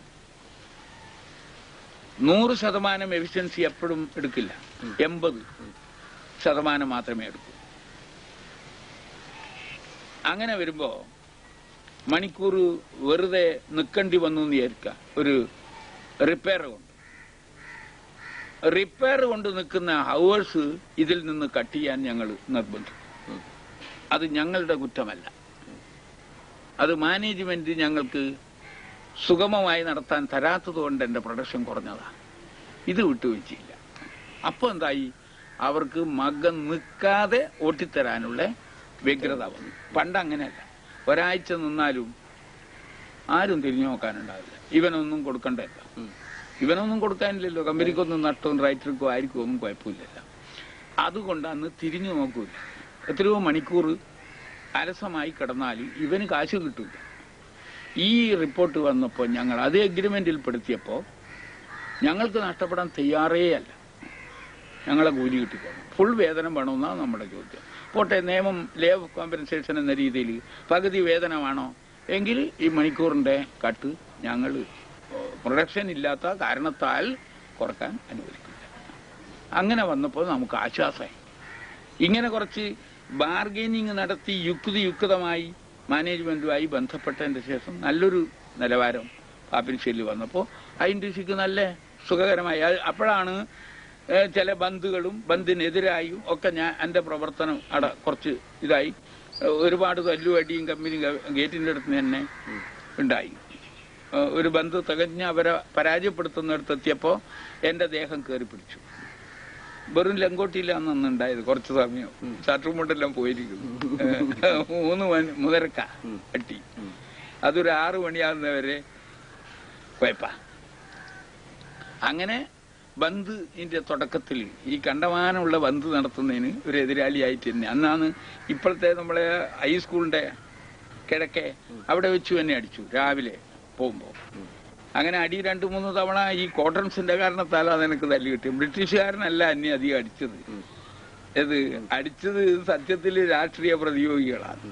ഇത് അടി കൊണ്ടതും ആ കാരണത്താൽ അവരുടെ നയത്തിനെതിരാണ് എന്റെ കൂടുതൽ പ്രവർത്തനവും പിന്നെ പോയത്. അപ്പൊ പാപ്പിനിശ്ശേരിയിലെ കോൺഗ്രസ് എങ്ങനെയാണ്? കോൺഗ്രസ് യഥാർത്ഥം പറഞ്ഞാൽ ഞാൻ അന്ന് പറഞ്ഞിട്ടുണ്ടോ എന്ന് സംശയമുണ്ട്. അതെ, ഒരു സുശക്തമായ കോൺഗ്രസ് സംഘടന അന്നേ ഇല്ല. ആറോന്റെ നിഴലിലാണ് സത്യം പറഞ്ഞ അന്നത്തെ എല്ലാ ആളുകളും. എന്താ കാരണം? അയാളുമായി ബന്ധപ്പെട്ടു പോകുന്ന ഒരു മനോഗതി. ഇപ്പം KPR അടക്കം ആദ്യം ആറോനുമായി ബന്ധപ്പെട്ടവരാ. കേരളീയൻ, ഭാരതീയൻ, പിന്നെ AKG, KPR, ഇങ്ങനൊരു സംഘം ആറോന്റെ വീട്ടിലെപ്പോഴും കുശല പ്രശ്നത്തിന് എത്താറുണ്ട്. സംഘടനയിൽ ഒരഭിപ്രായം. ബക്കളം സമ്മേളനം നടക്കുന്ന കാലത്തൊക്കെ ആറോൻ അതിന്റെ പിന്നിലുണ്ട്. ഈ ആളുകളെല്ലാം സമ്മേളനത്തിലും മുന്നിലുണ്ട്. അപ്പോൾ ആ കാലത്ത് പിന്നെ ആറോനുമായി ഞങ്ങൾ പിന്നീട് സംഘടനയിൽ അത്രയധികം കോൺഗ്രസ്സുകാരായിട്ടില്ല. കാരണം കമ്മ്യൂണിസ്റ്റ് പാർട്ടിയുടെ മാറ്റം വന്നപ്പോൾ അങ്ങനെ ഒരു ഈ കോൺഗ്രസിനകത്ത് തന്നെ കമ്മ്യൂണിസ്റ്റ് പാർട്ടിയുടെ പ്രവർത്തനം വന്നു. 40 വ്യക്തമായി എന്നേ ഉള്ളൂ. അതുവരെ ഇതിന്റെ അകത്തൊരു ജാതി സൂത്രപ്പണിയൊക്കെ അങ്ങോട്ടും ഇങ്ങോട്ടും ഇടത് വലതു എന്നുള്ള ചിന്താഗതി. അത് വരുന്നത് കോൺഗ്രസിനകത്ത് സമ്പന്ന വർഗമുണ്ട്. അതൊരു വലതുപക്ഷത്തിന്റെ കയ്യിലേക്ക് ഈ സ്വാതന്ത്ര്യ സൗകര്യം കടന്നു പോകാതിരിക്കണമെങ്കിൽ പിടിച്ചു നിർത്തണ്ടേ എന്ന് കോൺഗ്രസ്സുകാരനോട് ചോദിച്ചാൽ കോൺഗ്രസ്സുകാരനും മെല്ലെ സമ്മതിക്കും. അത് ശരിയാണ്. അതുകൊണ്ടാണ് ഇതിന്റെ അകത്ത് ഈ ഇടവും വലുവായിട്ടുള്ള സമ്മിശ്ര കളി പ്രസ്ഥാനത്തിൽ ഉണ്ടായത്. പാപ്പിനിശ്ശേരിയിലെ മറ്റ് പ്രസ്ഥാനങ്ങളുമായിട്ട് രാമാട്ടന്റെ ബന്ധം എന്താ? മറ്റ് പ്രസ്ഥാനങ്ങളുമായിട്ട് ഇപ്പം ഞാൻ എല്ലാ പാർട്ടികളുമായിട്ട് എനിക്ക് അങ്ങനെ ഒരു ക്രൂരമായ വിരോധവുമില്ല. വിമർശിക്കും, ശക്തിയായിട്ട് വിമർശിക്കും. എന്നല്ലാണ്ട് അതിലെ വ്യക്തികളോടൊന്നും എനിക്ക് യാതൊരു വിരോധമില്ല. അവർക്കും ഇല്ലെന്നാണ് എൻ്റെ പല അനുഭവങ്ങളും ഉണ്ട്. അല്ലെങ്കിൽ ഞാൻ ഇവിടെ ജീവിക്കാൻ കഴിയില്ല. അവരും മാനസികമായ അത്ര ക്രൂരത എന്നോടുണ്ടെങ്കിൽ എനിക്ക് ഇന്നത്തെ രീതിയിൽ നിന്ന് പറയാൻ സാധ്യമല്ല. അതെന്താ സാധിക്കുന്നതെന്ന് വെച്ചാൽ ഞാൻ ഏട്ടനുമൊക്കെ ഈ ഇന്ന് നിലവിലുള്ള കമ്മ്യൂണിസ്റ്റ് സുഹൃത്തുക്കളുമായിട്ട് കൂട്ടുബന്ധത്തിൽ പ്രവർത്തിച്ചതാണ്. അപ്പൊ അന്നേ തന്നെ ഈ ജാതി മറന്നുള്ള പെരുമാറ്റമാണ് ഞാനുമായിട്ട് തീയ സമുദായത്തിന്റെ വിവാഹവേദിയിലും നിശ്ചയത്തിലും അന്നൊക്കെ അത് പോവാന്ന് പറഞ്ഞാൽ അതിനൊക്കെ പങ്കെടുക്കുക എന്ന് പറഞ്ഞാൽ ഏറ്റവും ആക്ഷേപമുള്ള കാലമാണ്. അവരുടെ ശവം എടുക്കാൻ പോലും ഞാനുമായിട്ടുണ്ട്. അതൊക്കെ ആളുടെ ഇടയിൽ ഞങ്ങളെ പറയും, എന്തിനാടെ ബാണിയനായ നീയൊക്കെ ഈ തീയന്റെ ഇതിൽ പോകുന്നു, എനിക്കൊന്നും ആണുമില്ല എന്ന് ചോദിക്കുന്ന ആള് ബാണിയർ തന്നെ ഉണ്ടായിട്ടുണ്ട്. ഞങ്ങൾ പറയും അങ്ങനെ ഒരു വാണിയൻ തീയൻ എന്നുള്ള സ്ഥിതിയല്ല. ഞങ്ങളൊരു എല്ലാ ജാതിയും അടങ്ങിയ ഒരു വലിയ കടലിലാണ് അവിടെ ജീവിക്കുന്നത്. ആടാ ഈ ജാതിയുടെ പേരിൽ ഒന്നും ആടാ ഗുണവും ഇല്ല ദോഷവും. ഈ ഒത്തൊരുമിച്ചിട്ടുള്ള കൂട്ടായ്മയാണ് ഏറ്റവും ഈ രാജ്യത്തിന് ആവശ്യം. ഒരു രോഗം വരുമ്പോഴും ഒരു ദാരിദ്ര്യം വരുമ്പോഴും സഹായിക്കാൻ ആ ഒരു ജീവിതം. 41 കോളറ കാലത്താണ് ഞാനും ഏട്ടനൊക്കെ കുറച്ചും കൂടി ഇതിൽ സജീവമായി. എവിടെയുണ്ടോ അവിടെയൊക്കെ ഞങ്ങൾ പോകും. അന്ന് ഈ രാജ്യത്തൊരു വെളിയുണ്ടാവില്ല. എൻ്റെ അടുത്തൊരു പെട്രോമാക്സ് ഉണ്ടായതുകൊണ്ട് 5 റുപ്യക്കൊരു പെട്രോമാക്സ് ആറോ മില്ലിൽ നിന്ന് വാങ്ങിയതാണ്. ആറോ മില്ലിൽ പെട്രോമാക്സ് കത്തിച്ചിട്ടായിരുന്നു പവർലൂം രാത്രി വർക്ക് ചെയ്തിരുന്നത്. കറണ്ട് കിട്ടി west cost electric supply corporation എന്ന് പറഞ്ഞിട്ട് കണ്ണൂരെ ഇന്നത്തെ ഇലക്ട്രിക് ഓഫീസിന്റെ സ്ഥാനത്ത് വലിയ എഞ്ചിൻ നടത്തിയിട്ട് ജനറേറ്റർ വെച്ചിട്ട് കറണ്ട് പാലത്തിന്റെ മേലെ കൂടെ കാട്ടിലപ്പള്ളി റെയിലേക്കൂടെ കാണുന്ന ഇരുമ്പ് തൂണത ആ തൂണിലേക്കൂടെ മന്ദിരത്തിന്റെ അതിലേക്കൂടെ കമ്പിന്റെ അകത്തേക്ക് കറണ്ട് എത്തിച്ചിട്ടുണ്ട്. ആ കറണ്ട് വന്നതിന്റെ ശേഷം ഈ പെട്രോമാക്സ് മുഴുവനും വിൽപ്പനയ്ക്ക് വെച്ചു. 5 റുപ്യായിട്ട് 3 തവണ പണിക്കാർക്ക് വേണമെങ്കിൽ 3 തവണയായിട്ട് പിടിച്ചോളാം, എടുത്തോന്നു. അങ്ങനെ ഞാനും ഒന്ന് കച്ചവടാക്കി. ഇവിടെ വീട്ടിൽ കൊണ്ടുവന്നാല് ശനിയും ഞായറും കൊച്ചിയായിട്ട് ഇതൊന്ന് കത്തിച്ചിട്ട് അടുത്തു. രാജ്യത്തൊന്നും വെളിയില്ലാത്തൊരു കാലം. 5 പൈസയെ കൊണ്ടു ഒരു കുപ്പി എണ്ണക്ക്. 5 പൈസ എന്ന് പറഞ്ഞാ പിന്നെ 2 10 നയാ പൈസയോടെ വരും. 10 നയാ പൈസ വരും ഒരു കുപ്പി എണ്ണക്ക്. അപ്പൊ അതൊഴിച്ച് കത്തിച്ചാല് റോഡിൽ ഏകദേശം ആജി റോഡിന്റെ അടുത്ത് മുതൽ ഇങ്ങോട്ടൊന്നും വസ്തുവില്ല. നമ്മളെ വീട് ഇങ്ങനെ തെറിച്ചു നിൽക്കുന്ന മാതിരി. ഇപ്പോഴത്തെ ഹൈസ്കൂളിന്റെ കുറച്ച് കിഴക്കോട്ടായിട്ട് അവിടെ തെക്കോട്ട് മുഖമായിട്ടുള്ള ഒരു വീട് വാങ്ങും. അപ്പൊ ഈ മൂലക്ക് അവിടെ തൂക്കിയാൽ അങ്ങന്ന് വരെ വെളി കാണും. അപ്പൊ ചില ആള് അറിയാത്ത ആള് അവിടെ എന്തോ അടിയന്തരാന്ന് വിചാരിച്ചിട്ട് വന്ന കൂട്ടറുമുണ്ട്. പിന്നെ വളരെ വൈകിട്ട് ബസ്സോ ഗതാഗതമോ ഒന്നുമില്ലല്ലോ. അപ്പോ ഈ വെളി കണ്ടെടുത്ത് വന്നേക്കുവാന്നുള്ളൊരു സ്ഥിതിയുണ്ട്. അന്ന് വഴി സമയം തെറ്റി എന്ന് കണ്ട ഇടവല അന്വേഷിക്കാൻ പെരുത്ത ആളൊന്നും റോഡിലുണ്ടാവില്ല. ആരോടെങ്കിലും ചോദിച്ചാൽ ചില ആള് പറയും അതിങ്ങനെ ഒരു കൂട്ടറുണ്ട് അവിടെ താമസിക്കുന്നത്, അവരെ വീട്ടിൽ നിന്ന് കത്തിക്കുന്നതാണ്, അവിടെ അടിയന്തരമൊന്നുമില്ല. എന്നാലും ഞങ്ങൾ പോയി നോക്കാം. അപ്പൊ വീട്ടിൽ വരും. ഈ പാപ്പിനിശ്ശേരി പഴയങ്ങാടി റോഡ് ഏത് വർഷം ഉണ്ടായി? വർഷം എന്റെ ജനനത്തിന് മുൻപേ റോഡുണ്ട്. എന്താണെന്നറിയോ? ഇപ്പൊ അമ്പലം ശിവക്ഷേത്രം പണിയുന്ന കാലത്ത് ആ അവസരം എന്ന് പറഞ്ഞാല് മാക്കപ്പോതി ഉണ്ടായ കാലം അവർ ഈ റോഡിലേക്കൂടെ പോയി എന്നാ പറയുന്നത്. ഈ വഴിയിലൂടെ പോയി. ഈ പുതിയ ഭഗവതിയുടെ മുമ്പിലേക്കൂടെ ശിവന്റെ പിന്നിലേക്കൂടെ അവര് കുഞ്ഞുമംഗലത്ത് നിന്ന് കുട്ടികളെയും കൂട്ടിയിട്ട് പോയില്ലേ ഇവിടത്തേക്ക് ചാലക്ക്. അതിന്റെ കവിതയിലൊക്കെ അത് പറയുന്നുണ്ട്. പിന്നെ എന്നാലും ഒരു 100 കൊല്ലത്തോളം ആവും നമ്മളെ ഈ ക്ഷേത്രം. ഈ ക്ഷേത്രം പുതുക്കിപ്പണിയുന്ന അവസരം ആരോ ഒരു പ്രായമുള്ള ആള് അന്ന് പറഞ്ഞു 93 കൊല്ലമായി എന്ന് പറഞ്ഞിരുന്നു. ഇവിടുന്ന് പ്രശ്നമെല്ലാം വെച്ചപ്പോ അയാൾ പറഞ്ഞു ഇതിന് ഇത്ര കൊല്ലം വരുമെന്ന്. എന്ന് പറഞ്ഞപ്പോ അതിപ്പം ശരിയാക്കിയിട്ട് 10-25 കൊല്ലായി ആ കുളമൊക്കെ. അപ്പൊ അതിന് അത്രയും കാലം ഉണ്ടാവും. അന്ന് പിന്നെ ചോന്ന ചരലിട്ടിട്ടുള്ള ചെറിയ വീതിയേ ഉള്ളൂ. പിന്നെ അന്ന് അതിന് തോക്കുവേ എന്നാ പറയാ, തോക്ക് കൊണ്ടുപോകാനാ ബ്രിട്ടന്റെ ആവശ്യത്തിന്. വണ്ടിയിൽ ഉന്തിക്കൊണ്ടുപോകുന്ന കാലം. റോഡിന്റെ പേരൊന്ന് തോക്കുവേ. അപ്പൊ പാപ്പിനിശ്ശേരിയിൽ ഇന്നത്തെ ഈ ഇപ്പോ ജനകീയ ആസൂത്രണം അതുപോലെ തന്നെ പുരോഗമന പ്രവർത്തനങ്ങളുണ്ട്. അതെ, അതുമായിട്ട് രാമാട്ടന്റെ സമീപനം എങ്ങനെയാണ്? അല്ല അതിനെക്കുറിച്ച് പുരോഗമന പ്രവർത്തനം ആര് ചെയ്യുന്നോ അതിനെ സഹായിക്കണം എന്നുള്ളതാണ്. അതിൽ അപാകതകൾ വരുന്നതിനാ നിശ്ചിതമായി വിമർശിക്കുകയും ചെയ്യും. അതിന് തടസ്സമാവരുത് നമ്മുടെ വിമർശനം എന്ന് ഒരു അഭിപ്രായം ആദ്യമേ ഉള്ളതാണ്. എന്റെ കക്ഷികൾ ചെയ്യുമ്പോഴും ഞാൻ ഈ വിമർശകനാണ്. അത് പക്ഷെ പുറത്ത് പറയില്ല എന്നേ ഉള്ളൂ. സംഘടനാ വിരുദ്ധമാകുന്നതുകൊണ്ട് പുറത്തറിയില്ലെങ്കിലും ഞാൻ അവർക്ക് സ്വൈരക്കേടുകാരനാണ്. ഇവരിപ്പൂടെ വന്നതിന്റെ ശേഷം ഞാൻ അവരുടെ പ്രവർത്തനത്തിലൊക്കെ പങ്കാളിത്തം വഹിക്കുന്നുണ്ട്. സജീവ അല്ലെങ്കിലും ചില ന്യൂനതകൾ ഞാൻ അവരോട് അവാദ അവസരം ഇപ്പം പറയുന്നുണ്ട്. അവരും ഞാൻ പിന്നെ വീഴ്ചകള് പൊതുയോഗം കിട്ടിയാൽ പറയും. ഞാൻ മറ്റൊരു പക്ഷക്കാരൻ തന്നെയാണല്ലോ. ഞാൻ ഇടതുപക്ഷക്കാരൻ, പിന്നെ ഭരണപക്ഷത്തല്ലല്ലോ.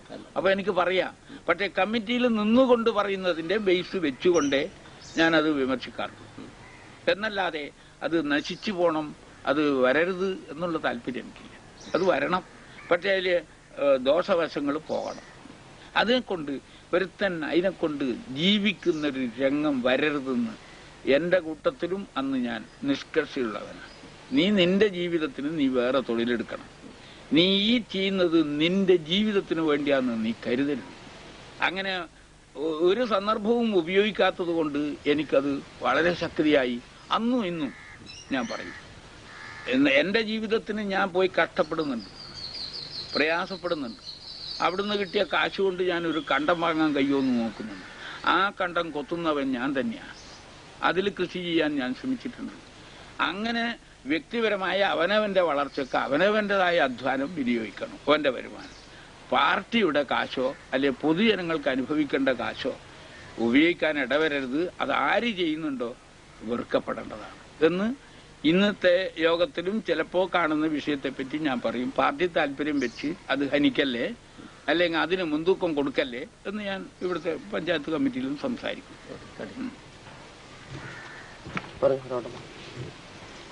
ഞാൻ ഈ പ്രവർത്തനമൊക്കെ ചെയ്യുന്നതോടൊപ്പം തന്നെ ട്രേഡ് യൂണിയൻ രംഗത്ത് വന്നതിന് ശേഷം ഇന്നത്തെ ESI കണ്ണൂരിലെ അതിന്റെ ആരംഭത്തിൽ അതിലൊരു ലോക്കൽ കമ്മിറ്റി മെമ്പറാണ്. അന്ന് C കണ്ണനായിരുന്നു മറ്റേ ഭാഗത്ത്. ഞങ്ങൾ രണ്ടും ഒരുപാട് കാര്യങ്ങൾക്ക് വേണ്ടി സംസാരിച്ചിട്ടുണ്ട് കമ്മിറ്റി. എന്താണ് അതിന് കാരണം? കണ്ണേട്ടൻ പാരമ്പര്യം കൊണ്ടും നല്ലൊരു ട്രേഡ് യൂണിയനിസ്റ്റാണ്. പക്ഷേ ഈ തൊഴിലാളിന്റെ നേരിട്ടുള്ള ചില പ്രയാസം തൊഴിലാളി പറഞ്ഞേ അറിയും. എനിക്കതല്ല, ഞാൻ നേരിട്ട് അനുഭവപ്പെടുന്നവനാണ്. അതുകൊണ്ട് ഞങ്ങളുടെ ഈ ഇത്തരം സ്ഥലങ്ങളിൽ അവതരിപ്പിക്കുന്നതിൽ വ്യത്യസ്തത മാറും. അദ്ദേഹം പൊതുവായ വീക്ഷണം വെച്ച ഒരു വിഷയത്തിന്റെ ന്യൂനതയും മഹത്വവും പറയാം. എന്റേത് ആ മഹത്വം പറയുന്ന സ്ഥലത്ത് പോലും ഉണ്ടാകുന്ന അപാകതയെ സംബന്ധിച്ച് പറയാൻ കഴിയും, എന്റെ അനുഭവം തൊഴിലാളിയായിരുന്നു. അതുകൊണ്ട് ട്രേഡ് യൂണിയൻ രംഗത്ത് വരുന്നവൻ കുറച്ചുകൂടി തൊഴിൽപരമായവും കഴിവുള്ളവനായാൽ തൊഴിലാളിക്ക് രക്ഷയാണ്, മാനേജ്മെന്റിന് ഇരുത്താൻ കഴിയും. പുറത്തുനിന്ന് വരുന്ന ആളെ മാനേജ്മെന്റിന് എന്തെങ്കിലും പറഞ്ഞ് വേഗം ഒഴിവാക്കാൻ കഴിയും. സ്ഥാപനത്തിനകത്തുള്ള തൊഴിലാളി നേതാവായി വന്നാൽ ആ ചർച്ചയിൽ അത് ഓർക്കേണ്ടതാണ്, കാണേണ്ടതാണ്.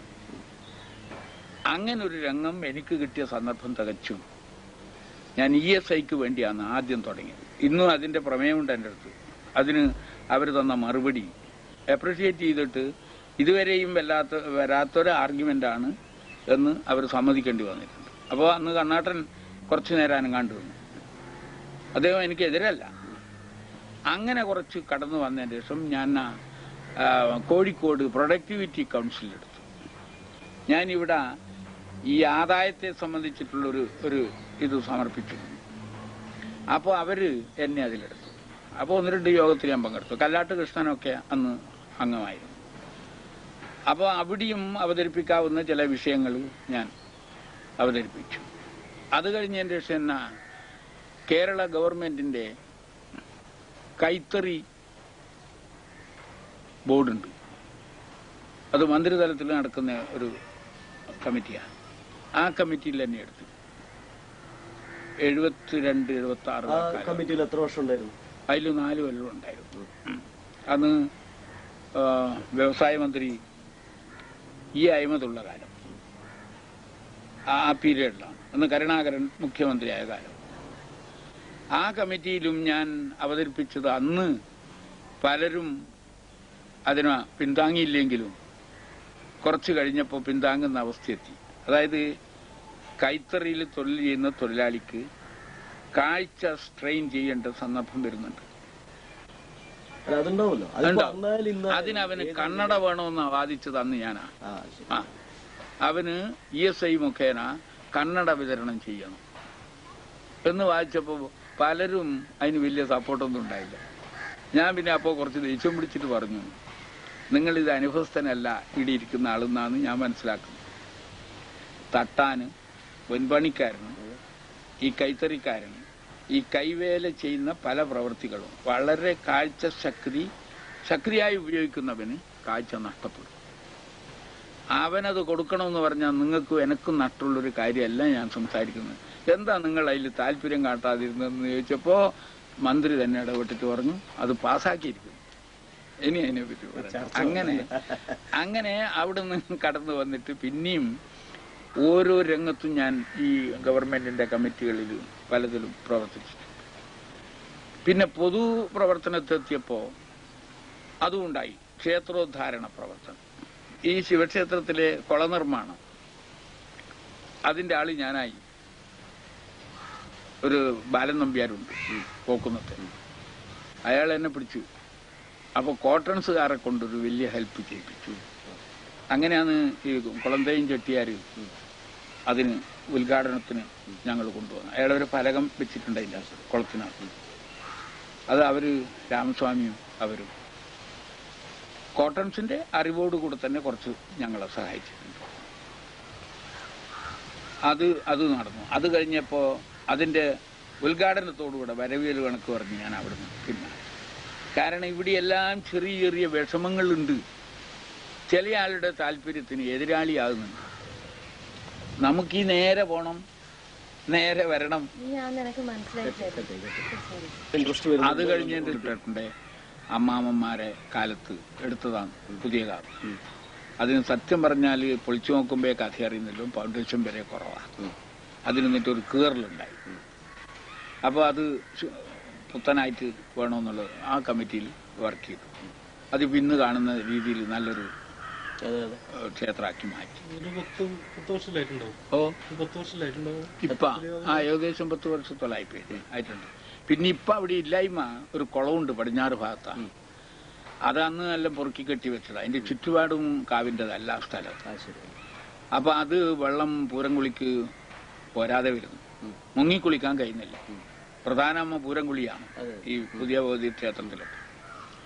അതൊന്ന് പറിച്ചു കെട്ടണമെന്ന് കരുതി കഴിഞ്ഞ 2 കൊല്ലമായി ഞങ്ങൾ കമ്മിറ്റി ശ്രമിച്ചു. കുറെ കാശ് അവിടെ ചെലവഴിച്ചു. അടിയിൽ വാർപ്പ് നടത്തി സിമെന്റിന്റെ, എന്നിട്ട് അത് താത്ത്. ഇപ്പൊ ഒരു 2 ആക്കത്തിന് വെള്ളം അവിടെ ശരിയായി. ഇനിയിപ്പോ അത് കെട്ടി ഉയർത്തി സൈഡ് ശരിപ്പെടുത്തി വരണത്ര. അതിപ്പോ ഇക്കൊല്ലം എത്ര സാധിക്കുമെന്ന് അറിഞ്ഞില്ല. കുറച്ച് കാശൊക്കെ പലരും തന്നിട്ടുണ്ട്, തരാൻ പ്രോമിസും ചെയ്തിട്ടുണ്ട്. അപ്പൊ അതും കൂടെ പൂർത്തിയാക്കാൻ എൻ്റെ ഒരു അല്പ പങ്കാളിത്തം അതിൽ വേണമെന്ന് എപ്പോഴും മനസ്സിലാഗ്രഹമുണ്ട്. അങ്ങനെ പിന്നെ വേറെ ക്ഷേത്രങ്ങളുടെ വിഷയം ഉദ്ധാരണങ്ങളും അവിടെ ഇവിടെയൊക്കെ ഉണ്ടായാൽ എന്നാൽ കഴിയുന്നതൊക്കെ ഞാൻ. പൊതുസ്ഥാപനങ്ങളോ, സ്കൂള്, ആശുപത്രി, അതുപോലത്തെ സ്കൂളും ആശുപത്രിക്കൊക്കെ രാഷ്ട്രീയം ഉള്ളത് കൊണ്ട് ഞങ്ങൾ ആദ്യം എതിരാളിയായിരുന്നു. സാമുവലാറിന്റെ അടുത്ത് ഞങ്ങൾ നിവേദനങ്ങൾ ആയിരക്കണക്കിന് പോയിരുന്നു. അപ്പോഴൊന്നും അയാള് അതിനൊരു താല്പര്യവും കാണിച്ചിട്ടില്ല. അയാൾ പറഞ്ഞത് തേങ്ങ പറിക്കാൻ വരെ ആളുണ്ടാവില്ലടോ, നിങ്ങൾക്ക് ഭ്രാന്ത. ഇത് പഠിച്ചു കഴിഞ്ഞാൽ ഇവിടെ എന്തിനാ ആളെ കിട്ടുക? അങ്ങനെ ആയാൽ എല്ലാ നാട്ടിലും ഉണ്ടാകുമ്പോൾ നമുക്കിവിടെ ഇല്ലാഞ്ഞാലും മോശമില്ലെന്ന് അയാളോട് ഞാൻ ചോദ്യം ചെയ്തു. അപ്പൊ പറഞ്ഞു നിങ്ങളെല്ലാം കൂടെ ശ്രമിച്ചു നോക്ക്. അപ്പൊ പറഞ്ഞു ആറോൺസിന്റെ UP ആണ് ഞങ്ങൾ അന്ന് ഉദ്ദേശിച്ചത്, സ്ഥലമുണ്ടല്ലോ. എന്നിട്ട് അയാൾ അതിനൊന്നും താല്പര്യം എടുത്തിട്ടില്ല. അതുകൊണ്ട് മത്തായി മാഞ്ഞൂരം വന്നപ്പോ ഇവിടെ ഒരു താല്പര്യം ഉണ്ടെന്ന് കണ്ടപ്പോ നമ്മള് സന്തോഷമുണ്ട്. പക്ഷെ ഇവരെന്ത് ചെയ്തു എന്ന് പറഞ്ഞാൽ ആദ്യം യോഗം കാന്തലോട്ടിന്റെ വീട്ടിൽ, ഓരോരോ കമ്മ്യൂണിസ്റ്റുകാരന്റെ വീട്ടിൽ യോഗം വിളിച്ചു. അപ്പൊ രാഷ്ട്രീയമായി ഞങ്ങൾ അന്ന് കണ്ടാമുണ്ടാതൊരു കാലഘട്ടം. അന്നേരം ഓന്റെ വീട്ടിലേക്ക് നിങ്ങൾ ഈ വിളിക്കുന്നത് ശരിയല്ല, പൊതുസ്ഥലത്ത് വിളിക്കണമെന്ന് ഞാൻ ആവശ്യപ്പെട്ടു. അങ്ങനെയാണ് ആറിന്റെ ഇവിടെ ഒരു ബ്രാഞ്ച് ഉണ്ടായിരുന്നു, കരിക്കംകുളത്തിനടുത്ത്. പിന്നെ യോഗമൊക്കെ അവിടെയായി. MP രാഘവനൊക്കെ അവിടെ വരും. രാഘവന്റെ വീട്ടിൽ വിളിച്ചാൽ വരില്ല എന്നായി. പക്ഷേ ഇതിനെതിരല്ല. അപ്പൊ അതിന്റെ കളക്ഷനും കാര്യത്തിലൊക്കെ സഹായിക്കാൻ ഒക്കെ പോയിട്ടുണ്ട്. ഇപ്പോ പാപ്പിനിശ്ശേരിന്റെ ഏതെങ്കിലും പുരോഗമന പ്രവർത്തനത്തിന്റെ ഭാഗത്തിൽ കമ്മിറ്റി ആയിട്ട് വർക്ക് ചെയ്യുന്നുണ്ട്? കമ്മിറ്റി ആയിട്ട് ഞാൻ എന്താണെന്നറിയോ, കുറച്ച് പ്രായമായതിനു ശേഷം എല്ലാ രംഗത്തും ഞാൻ മാറുകയായിരുന്നു. പക്ഷെ ഈ ആശുപത്രി ഇപ്പൊ നിങ്ങളെ ആയുർവേദത്തിന്റെ അതിൽ നിന്നിട്ടുണ്ട്. അതിന്റെ ഫിനാൻഷ്യൽ ഇതിന്റെ ബോണ്ടൊക്കെ ഞാൻ കൊടുത്തിട്ടുണ്ട്. അത് പൂർത്തീകരിക്കുന്നതിന് ഞാനും MS സുകുമാരനോ നമ്മുടെ ഭാഗത്തുനിന്ന്. അപ്പൊ ഈ 82ാമത്തെ വയസ്സിലും പാപ്പിനിശ്ശേരിന്റെ വികസനത്തിന് വേണ്ടി എന്തെങ്കിലും കഴിയുന്നത്, നടക്കാൻ കഴിയാത്ത കാലത്തും ചെയ്യണമെന്ന് ആഗ്രഹമുണ്ട്. ഇപ്പൊ ഈ റോഡ് ആദ്യം ഞാനാണ് സ്ഥലം കൊടുത്തു. ആ റോഡിന് എന്റെ കിഴക്കേ വീട്ടിന്റെ കിഴക്കേ തലത്ത്. കാരണം ആരും കൊടുക്കാന്ന് പറയുന്ന ആരും കൊടുക്കുന്നില്ല. അപ്പോൾ അവിടുത്തെ കൃഷ്ണൻ നമ്പ്യാരെ വിളിച്ചിട്ട് ഞാൻ പറഞ്ഞു, നിങ്ങൾ തുടങ്ങിക്കോ എന്റെ വളപ്പിലേക്ക് എന്ന് പറഞ്ഞ് കഷ്ണം കല്ല് വെച്ച് അതിർത്തിയിട്ട് വരമ്പാക്കി ആടുന്ന് തുടങ്ങിയപ്പോ പിന്നെ അന്ന് വൈകുന്നേരം ആകുമ്പോഴേക്ക് അങ്ങ് റോഡ് വരെ, പിന്നെ ഇങ്ങോട്ടും പറഞ്ഞു. തടസ്സം മനസ്സിൽ കണ്ട് കുറച്ച് എതിർപ്പുണ്ടാക്കിയ ആളുകളുണ്ട്. അത് എന്നെക്കാളും ഈ രാജ്യത്തിന്റെ താല്പര്യത്തിന് രാഷ്ട്രീയമായി പ്രവർത്തിക്കുന്ന ആളുകൾ പോലും എതിർത്തുണ്ട്. ഞാൻ അവരെ വ്യക്തികളെ എടുത്ത് പറയുന്നില്ല. പക്ഷെ അവരെയും പിന്നെ ഞങ്ങൾ ഒതുക്കിക്കൊണ്ടു. ഇത് അവർ വലിയ പിടിവാശൊക്കെ പിടിച്ചിട്ട് അത് തന്ത്രപൂർവ്വം അവരെ ഒതുക്കി. എങ്ങനെയാണെന്ന് വെച്ചാൽ ഇവിടുന്ന് ഒന്ന് കടന്നു പോകാനാണ്. അതിന്റെ വക്താക്കൾ പറഞ്ഞു ഞങ്ങൾ ശവത്തുമേലേ പോവുള്ളൂ. അപ്പൊ നമ്മൾ പറഞ്ഞു ആരെയും കൊല്ലാതെ നമുക്ക് റോഡാക്കാം. അതിനൊരു തന്ത്രം എന്താ ചെയ്തതെന്ന് പറഞ്ഞാൽ സാധനങ്ങൾ അപ്പുറത്തേക്കൂടെ കൊണ്ടുവന്നിട്ട് അപ്പുറം സ്റ്റോർ ചെയ്യും. ഇതിലേ കൊണ്ടുവരാവുന്നത് മുഴുവൻ വീടിയും സ്റ്റോർ ചെയ്യും. രാത്രി പെട്ടെന്ന് പണി നടക്കും. ലോറി അതിന്റെ മേലെ കൂടെ ഒരുപാട് അങ്ങോട്ടും ഇങ്ങോട്ടും കാലി ലോറിയൊക്കെ ഓടിച്ച് പല ഗതാഗതമുള്ളത്. എന്താണെന്ന് വെച്ചാൽ നാളെ രാവിലെ കേസിന് പോയെങ്കിൽ വന്ന് നോക്കുന്ന ഇത് റോഡ് നേരത്തെ ഉള്ളതാണെന്ന് കാണിക്കണം. അത്രത്തോളമുള്ള യുക്തിപ്പടിയിലേക്ക് കടന്നു. എന്നിട്ട് തൈ വരിച്ചു വെച്ചതിനും വെള്ളം ഈടുന്ന് ഞാൻ പമ്പ് ചെയ്തിട്ട് പിന്നെ പൈപ്പിൽ കൊടുത്തു. അവർ തിരിഞ്ഞു നോക്കിയില്ല അതിന്റെ ഉടമ. എന്നിട്ട് ആ തൈനെ ഞാൻ ഇപ്പൊ കൊലപ്പിച്ചു. ഏത് വെള്ളം കൊടുത്തു. എല്ലാവരോടും പറഞ്ഞു വെള്ളം അടിച്ചോ, ഒന്നും പേടിക്കണ്ട, ഞാൻ ഇടുന്ന് തരാം. അങ്ങനെയൊക്കെയുള്ള ചില തമാശയോടുകൂടിയുള്ള ഈ എതിരാളിനെ നേരിടുന്നതാണ്. എന്റെ പ്രസംഗത്തിലും ഞാൻ തമാശയോടുകൂടി തന്നെയാണ്, കളിയാക്കിയിട്ടാണ് ധരിപ്പിക്കല്. അവരും അത് അടുത്ത് നിന്ന് കേൾക്കുന്നില്ല, ദൂരത്ത് നിന്ന് കേൾക്കും. പ്രസംഗത്തിന് ഒരുപാട് ശ്രോതാക്കളുണ്ട്. അതുണ്ടാവും. അത് ഞാൻ പിന്നെ അവരെ സുഹൃത്തുക്കളെന്നേ വിളിക്കുകയുള്ളൂ. അവരെ നിശ്ചിതമായി പറയുമ്പോഴും മനസ്സിൽ സുഹൃത്തുക്കൾ തന്നെയാണ്. കാരണം പ്രയാസം വരുമ്പോ അവരും നമ്മളുമല്ലോ ഒന്നായി നിൽക്കുമല്ലോ, നിന്നിട്ടുണ്ടല്ലോ, ഇനിയും നിൽക്കേണ്ടി വരും. പിന്നെ എന്തിനായാലും അത്ര വൈരാഗ്യം? അത് ഈ രാഷ്ട്രീയത്തിൽ ആവശ്യമില്ലാത്തതാ. പലരും ചെയ്യുന്നത് ഞാൻ ഇഷ്ടപ്പെടുന്നതല്ല. ഞാൻ ചെയ്യുന്ന എന്റെ വർഗം ചെയ്യുന്നതും അങ്ങനെ ചെയ്യുന്നതും. അത് കൂടാതെ തന്നെ യാതന കുറച്ച് നേരിട്ട് വേദനയും പ്രയാസങ്ങളും അനുഭവിച്ചിട്ട് പ്രസ്ഥാനത്തിന് കൊണ്ടുവന്ന അതാണ് നിലനിൽപ്പുണ്ടാവുക. കമ്മ്യൂണിസ്റ്റ് പാർട്ടിക്ക് സാധിച്ചത് അതാ. അവരെല്ലാ വേണ്ടാധീനവും കാട്ടിയിട്ട് മനുഷ്യന്റെ കൂറാർജിക്കുന്ന രീതിയിലുള്ള വേദന അനുഭവിച്ചിട്ടുണ്ടാവും ഒരുപാട്. അതാണ് അവരോടുള്ള സിമ്പതിക്കുന്ന കാരണം, പ്രധാന കാരണം. നമ്മളിൽ ആദ്യ നാഥന്മാര് മാത്രമേ സാഹസം അനുഭവിച്ചിട്ടുള്ളൂ. പിന്നീടുള്ള അണികളൊന്നും കഷ്ടപ്പാട് അനുഭവിച്ചിട്ടില്ല. അതുകൊണ്ട് സമൂഹത്തിന്റെ കൂറാർജിക്കാൻ ഈ വേദന കൊള്ളുന്ന അവസരേ അത് വരൂ. അത് ആർജിക്കാൻ കഴിയാത്തതാണ് ഇന്നത്തെ തലമുറക്ക് ക്ഷീണം. അവര് പിന്നെ ഭാരവാഹിത്വവും നേതാവിത്വവും ഒക്കെ കൊണ്ട് സർക്കിറ്റ് അടിക്കണമെന്ന് മാത്രമേ പൂതി ഉണ്ടായിട്ടുള്ളൂ. താണവടിയിലേക്ക് വന്നിട്ട് യാതനക്ക് തയ്യാറായില്ല. അത് എന്ത് പറഞ്ഞാലും വലിയ താല്പര്യവും കാട്ടില്ല. രാമേട്ടൻ ഇത്രയും കാലത്തും വളരെ സജീവമായിട്ടുണ്ടായിട്ട് ഒരു പിന്നെ ഏതെങ്കിലും സ്ഥാനത്ത് എന്നോട് ആവശ്യപ്പെട്ടപ്പോൾ ഞാൻ ഇഷ്ടപ്പെട്ടില്ല. KU കുഞ്ഞികൃഷ്ണ പൊതുവാള് നമ്മളെ DCCന്റെ പ്രസിഡന്റായ കാലം ഇവിടെ സ്ഥാനാർത്ഥിയായി നിൽക്കാൻ എന്നോട് ആവശ്യപ്പെട്ടു. ഞാൻ പറഞ്ഞ് അപ്പൊ പാക്കം കൃഷ്ണേട്ടൻ അതിന്റെ മുൻപത്തെ കാലം തോറ്റതാണ്. ഞാൻ പറഞ്ഞു ഓർക്ക് എന്നെ ഒരു ചാൻസും കൂടെ കൊടുക്കും. അത് വയ്യ പറയാ, നിങ്ങൾ നിൽക്കുന്നോന്ന് ചോദിച്ചു. ഞാൻ പറഞ്ഞു ഞാൻ എല്ലാ വിധത്തിലും. അയാളോട് ഞാൻ പറഞ്ഞത് ഇതൊക്കെ ആള് ജയിപ്പിച്ചാലും എന്തെങ്കിലും ചെയ്യാൻ കഴിയുന്ന വിദ്യാഭ്യാസം എന്നിൽ പോരാ. പിന്നെ പോയാ ശോഭിക്കണം. ഏത് രംഗത്ത് പോയാലും അവിടെ ശോഭിക്കണം. ഈ കൂലിക്ക് വേണ്ടിയോ മറ്റു കാര്യത്തിലോ വേണ്ടി അതിൽ കയറിക്കൂടുന്ന ആ സ്വഭാവം എനിക്ക് വലിയ താല്പര്യമില്ല. പോകുന്നുണ്ടെങ്കിൽ ഇന്ന് വിദ്യാഭ്യാസപരമായി അറിവുള്ളവൻ ചെല്ലണം. എവിടെ പോകണമെങ്കിലും അറിയാതവൻ പോയപ്പോൾ കോരം വൈദ്യര് പണ്ട് വയനാട്ടിൽ നിന്ന് ഒരു കോരം വൈദ്യര് വന്നിരുന്നു. മലയാളവും കൂടെ തേച്ചു അറിയില്ല. അവിടെ ഉണ്ടായിരുന്നു അസംബ്ലിയിൽ. യഥാർത്ഥത്തിൽ വളരെ വിഷമാണ്. അപ്പൊ അതെല്ലാം കണ്ടുകൊണ്ട് ഞാൻ ഇവരോട് തുറന്നു പറഞ്ഞു, ഞാൻ ആകെ വന്നാൽ ഒരു ESSLC വരെ മാത്രമേ ഉള്ളൂ. അതും പരീക്ഷ എഴുതാനായിട്ടില്ല. അതിന് പടാടച്ചില്ല വന്നു. അപ്പോഴേക്കാണ് ROML സമരം വന്നത്. ROനാണത് പഠിപ്പിച്ചിട്ട് ആടി എത്തിച്ചത് പരീക്ഷയ്ക്ക് ഇരിക്കാൻ. ഞങ്ങളെ കുറെ വലിയ ബാല്യക്കാർ ആ. അപ്പോ അതുകൊണ്ട് വിദ്യാഭ്യാസപരമായി വളർച്ചയില്ലാത്ത ഒരു സ്ഥാനങ്ങളിൽ ഇരിക്കുന്നത് സത്യം പറഞ്ഞാൽ സമൂഹത്തിന് വളരെ ഗുണമൊന്നല്ല. ഓൻ്റെ ബുദ്ധി അത്ര ഉപയോഗിക്കാൻ കഴിയുന്നില്ല. എന്നാൽ ആള് ചോദിക്കും ഒന്നും അറിയാത്ത ആള് മോശമാണോ എന്ന്. പക്ഷേ ആ കാലഘട്ടത്തിന്റെ തിങ്ങൽ കൊണ്ട് ആ ബുദ്ധി മതി. ഇന്നത്തെ കാലഘട്ടത്തിന്റെ തിങ്ങമല്ല വിശാലതയാണ്. അപ്പോൾ ആ ബുദ്ധി പോരാ. അതിൽ നിന്നും അതീശത്വം പ്രാപിക്കാൻ ബുദ്ധിപരമായും വിദ്യാഭ്യാസപരമായും കഴിഞ്ഞാലേ ഇനി ശോഭിക്കുള്ളൂ, എന്തെങ്കിലും ചെയ്യാനും കഴിയൂ. ആ വിശ്വാസമുള്ളതുകൊണ്ട് ഞാൻ തുറന്നു പറഞ്ഞു, എനിക്കിതൊന്നും ആവശ്യമില്ല, നിങ്ങൾ അതിനു വേണ്ടിയിട്ട് തന്നെ ഇതാക്കണം. അതാ ആടുന്ന മുതൽ പിന്നെ എന്നോട് പിന്നെ 1-2 തവണ എനിക്ക് വേണമെന്ന് തോന്നുന്നൊരു സന്ദർഭം വന്നു. അപ്പോഴെന്താ അതുണ്ടായത്, അത് ഉണ്ടായത് ഇവിടെ ഞാൻ അന്ന് ബ്ലോക്കിന്റെ പ്രസിഡന്റായി, ഹൈക്കോടതി നിയോജകമണ്ഡലം ഒന്ന് സജീവമായി, ആകത്തുക മനസ്സിലായി. അപ്പൊ നിങ്ങൾ ചോദിക്കുന്ന പോലെ തന്നെ അവരും എന്നോട് പറയാൻ തുടങ്ങി, നിങ്ങൾക്കുള്ള അറിവ് മതി, നിങ്ങൾ നിൽക്കുന്നുണ്ടെങ്കിൽ താല്പര്യം കാട്ടണം എന്ന് പറഞ്ഞു. അപ്പോ പിന്നെ ഞാൻ അങ്ങനെ ആലോചിച്ചുകൊണ്ടിരിക്കുമ്പോഴാണ് ഇവിടെ രാഘവനെ നിർത്തിയത്. രാഘവനെ നിർത്തിയപ്പോൾ ഞാൻ കുറച്ച് എതിർത്തിരുന്നു. ആദ്യം ഞാൻ രാജി കൊടുത്തു സ്ഥാനത്ത്. എന്നിട്ട് ഞാൻ നിങ്ങൾ അനുവദിക്കില്ലെങ്കിൽ ഞാൻ സ്വതന്ത്രനായി മത്സരിക്കും എന്നുള്ളിടത്തോളം എത്തി. അപ്പോ പിന്നെ എൻ രാമകൃഷ്ണൻ പറഞ്ഞു, രാമേട്ടൻ എന്തായാലും സംഘടനക്ക് വഴങ്ങേണ്ടി വരും, എന്ത് കളിച്ചാൽ എനിക്ക് രാജി തന്നാലും നിങ്ങളെ അങ്ങനെ വിടാൻ പോകും, അങ്ങനെ ആള് വന്ന് പറയേണ്ടി വരും. അപ്പൊ പിന്നെ എന്തായാലും നിങ്ങൾക്ക് ആ സ്ഥലത്ത് നിൽക്കേണ്ടി വരില്ല, പിന്നെ നിങ്ങൾ സ്വതന്ത്രനായി പോയി നണ്ട ഈ കാലം അത്രയുള്ള അവസ്ഥ എന്തിനാണ് രാമേട്ടൻ നശിപ്പിക്കുന്നു എന്നുള്ളൊരു വാക്കും പറഞ്ഞു. നിങ്ങൾ ആലോചിച്ചിട്ട് ചെയ്യണം എന്ന് മാത്രം പറഞ്ഞ് എനിക്ക് ഇത് തിരിച്ചു തരുമായിരിക്കും. അപ്പൊ അന്ന് പിന്നെ കൂടിക്കാഴ്ചക്ക് എന്നെ വിളിച്ചു ഗസ്റ്റ് ഹൗസിൽ. SR ആന്റണി അവരെ പ്രസിഡന്റായിരുന്നു. അന്ന് കോൺഗ്രസിന്റെ ടോപ്പ് ലീഡേഴ്സ് ഒരു 4-5 ആൾ വിളിച്ച് ഞാനുമായിട്ട് ആദ്യം സംസാരിച്ചു. രാഘവൻ വരുന്നതിന്റെ കുറച്ച് മുമ്പ്.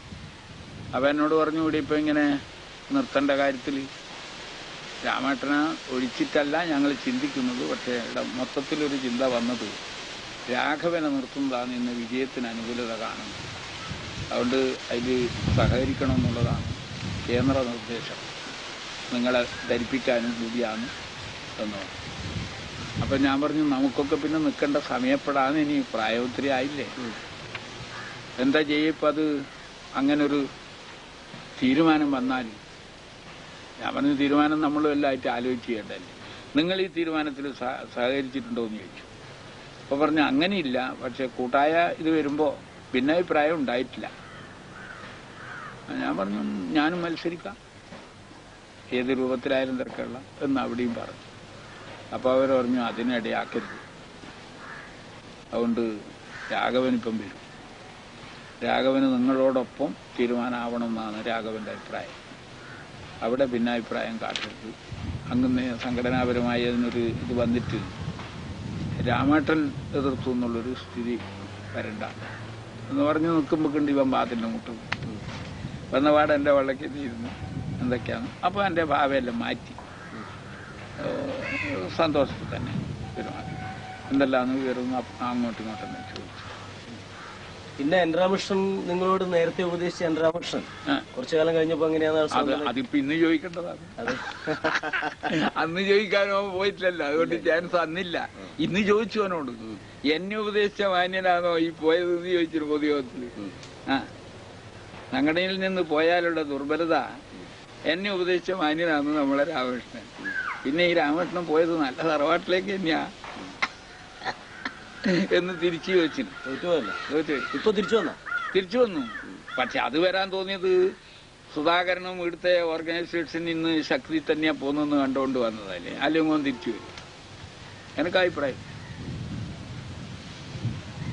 ഇന്നിപ്പം പിന്നെ നമ്മള് ഭരണത്തിലും പലതിലും ഇല്ലെങ്കിലും സംഘടനക്കകത്തൊരു കെട്ടുറപ്പോട് തന്നെ പോകുന്നുണ്ട് DCC. അതിന് കുഴപ്പമില്ല. കാരണം നല്ല നേതാക്കളും കാര്യങ്ങളൊക്കെ ഉണ്ട്.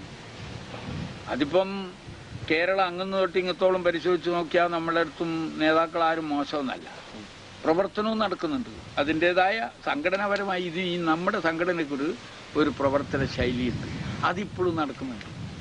ഇത് മറ്റു പാർട്ടികളെ പോലെ ഉള്ളതല്ല നമ്മുടെ ശൈലി. ഈ ഗൃഹയോഗം മുതൽ തുടങ്ങിയിട്ട് ആ മാസിന്റെ സപ്പോർട്ട് എങ്ങനെല്ലാം ചൂഷണം ചെയ്യാൻ കഴിയുന്നുള്ളത് ഞങ്ങൾക്കില്ല. ഞങ്ങൾക്ക് കാര്യകാരണ സഹിതം അതിന്റെ പ്രവർത്തനം നടക്കും. അത് ഫോളോ ചെയ്യുന്നവരും വിശ്വസിക്കുന്നവരും അതിന്റെ കൂടെ നിൽക്കുകയും ചെയ്യും. ഇപ്പം പറയാം, അതിനൊരു ഉദാഹരണം, ഈ പ്രയാസങ്ങൾ അത്രയും വന്നിട്ടും കോൺഗ്രസ്സുകാരന് ഒരു സ്ഥലത്തൊന്നും രാജിവെക്കുന്നില്ല. ഓ മരിക്കുന്നല്ലാതെ കോൺഗ്രസ്സുകാരൻ ഭയപ്പെട്ടിട്ട് ഞാനൊന്ന് അപ്പുറത്തേക്ക് പോയി കളയാം എന്ന് കരുതി പോകുന്നില്ല. അതാണ് ഇതിന്റെ അകത്തുള്ള എന്താ കാരണം, ഓരോ കോൺഗ്രസ്സുകാരനും നിൽക്കുന്നത് ഈ പ്രയാസത്തിന് നേരിട്ടില്ല തന്നെയാണ്. അതുകൊണ്ട് അവന് അയവില്ല. പുത്തൻ കക്ഷികൾ വരാൻ താല്പര്യപ്പെടുന്നില്ല. ചുറ്റുപാട് നിങ്ങളൊക്കെ പോയിട്ട് ഇടങ്ങറാക്കുമ്പോൾ പിന്നെ എന്നാ വേണ്ടു. അല്ല ഇടങ്ങാറാക്കുന്ന കാലെല്ലാം പോയില്ലേ ഇപ്പൊക്കെ തന്നെ എന്നാലും ഇതാ ഇപ്പോൾ നടക്കുന്ന മറ്റൊരു ഇപ്പം കണ്ണൂരിൽ ഇന്നലെയും മിഞ്ഞാന്നും നടന്ന സംഭവം ഒരു റൗഡി സെറ്റിനാ വിട്ടിട്ട് ഭയവിഹുലതയാക്കുക. പോലീസുകാരൻ ഒന്നുമല്ലെന്ന് സങ്കല്പിക്കാൻ ഒരു ചിത്രം കാണിച്ചു കൊടുക്കുന്ന അത് കൂടുതൽ ആപത്തിലേക്ക് അക്രമത്തിലേക്ക് വേണം. പോലീസ് നിർജീവമാണെന്നടാ, അത് ഒന്നിനും കൊള്ളുന്നതല്ലടാ. എന്താണെന്നതിന് ഉദാഹരണം നമ്മൾ പറഞ്ഞുതരാ. മുതലാളി ആരാടാ? ആറവൻ മൂപ്പർ ആരാടാ എന്നെന്തിനാ ഞങ്ങളന്ന് സംസാരിച്ചിന്? വിലകെട്ട വസ്തുവാണെന്ന് മാറ്റി നിർത്തിയാലേ ഈ തൊഴിലാളിനെ നമ്മുടെ കയ്യിലെടുക്കാൻ. മറ്റൊരുത്തന്റെ മഹിമ കണ്ടിട്ട് ഭയപ്പെട്ടതിൽ ജീവിക്കുന്നവനാവരുത്. അത് തന്നെയാണ് ഇവിടെ പോലീസ് എന്നാടാ എന്ന് പറയുന്നിടത്തെത്തിയിട്ടുണ്ട്. പോലീസ് ദൂരെ നിൽക്കുക, എല്ലാം കാണുന്നുണ്ട്. ഓരോ കാരണം പറഞ്ഞ് പോലീസ് സജീവം അല്ലാതെ ആവുക. പോലീസിലുമുണ്ട് സത്യം പറഞ്ഞാൽ ശരിയായ കമ്മ്യൂണിസ്റ്റുകാർ. ഞാൻ എന്നെ 3 തവണ പ്രഹരിപ്പിച്ചപ്പോഴും പോലീസ് സ്റ്റേറ്റ്മെന്റ് എടുക്കാൻ വേണ്ടി വന്നപ്പോൾ ഞാൻ അവരോടെന്താ പറഞ്ഞത്? എനിക്ക് പാർട്ടി ഓഫീസും നിങ്ങളുടെ പോലീസ് സ്റ്റേഷനും ഒരുപോലെയാണ്. അവിടെ കൊടി കുത്തിയിട്ടില്ല എന്ന് മാത്രമേ ഉള്ളൂ. അതുകൊണ്ട് നിങ്ങൾ എന്ത് തെളിവെടുത്തിട്ട് എന്ത് രക്ഷ എനിക്ക് ചെയ്യാനാ? അതുകൊണ്ട് എനിക്കൊന്നും പറയാനില്ല, നിങ്ങൾ പോയിട്ട് ഞങ്ങളെന്താ ഇതുണ്ട് അങ്ങനെ എഴുതിക്കോ എന്ന് പറഞ്ഞിട്ട് വിടില്ല. ഞാനൊരു കേസും ചാർജ് ചെയ്യാൻ പാടില്ല. ഈ എല്ലാ പ്രയാസത്തിലും ആശുപത്രിയിലൊക്കെ വന്നിട്ട് സ്റ്റേറ്റ്മെന്റ് എടുക്കുമ്പോൾ എൻ്റെ മറുപടി ഇല്ല 3 തവണയും. എന്ന് പിന്നെ ആ കേസിന് കെട്ടി ഞാൻ പോയിട്ടുണ്ട്. എന്ത് കാര്യം? അത് ഒരു നിഷ്പക്ഷമായ തെളിവ് വരില്ല, പക്ഷമായ തെളിവ് നശിപ്പിക്കുകയ്യ. പിന്നെ അതിനെന്തിനാ? അതുകൊണ്ട് പ്രവർത്തിച്ച കാലഘട്ടങ്ങളിലൊക്കെ ഞാൻ സംതൃപ്തനാണ്. കാരണം ഒന്നും അവിഹിതം കാട്ടാൻ ഞാൻ മുതിർന്നിട്ടില്ല. അതുകൊണ്ട് തന്നെ ഇപ്പൊ 82ാമത്തെ വയസ്സിലും ഞാൻ സന്തോഷവാനാണ് മാനസികമായി. രോഗം കുറച്ച് തന്നെ അലട്ടുന്നുണ്ട്. അതും പിന്നെ ചെയ്തു തീർക്കാൻ ഇനി ഇരിക്കുന്ന ചില വിഷയത്തിൽ കുറച്ചൊരു പ്രയാസം മനസ്സിലുണ്ടെന്നല്ലാതെ കഴിച്ചു കുഴപ്പക്കാരനല്ല ഞാൻ. ശരി, നേരെ പാട്ടം കടന്നു വരുന്നു.